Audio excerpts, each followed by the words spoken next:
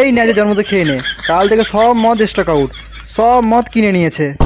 যা, এ আবার কোন মাতাল সব মদ কিনে নিল, এবার আমরা কি খাবো বলো না। ওই তোরা কি খবরটা শুনেছিস? বিড়ি, মদ, গাঁজা এলাকার কোনো দোকানেই পাওয়া যাচ্ছে না।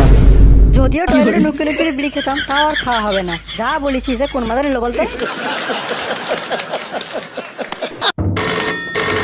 দৌড় কেওড়া, শান্তিতে একটু মালও খেতে দেবে না। হ্যালো হ্যালো, মদন দাদা বলছি। তোমার ওখানে যত মদ গাঁজা আছে সব এক্ষুনি পালিয়ে যাও, তোমার ওখানে সবচেয়ে খতরনাক অফিসার রেড করতে যাচ্ছে। আপনি কিছু চিন্তা করবেন না দাদা, এখানে যে অফিসারই পা রাখবে তাকে অফিসার চয়েসের বাক্সে প্যাক করে বাইরে পাঠিয়ে দেবো। আপনি খালি তার নামটা বলুন।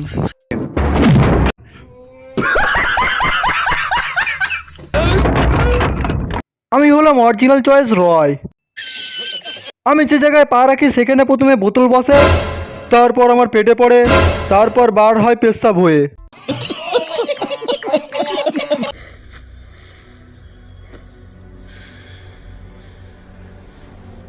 আজকে আমাকে মদ খাওয়াবি ভাই?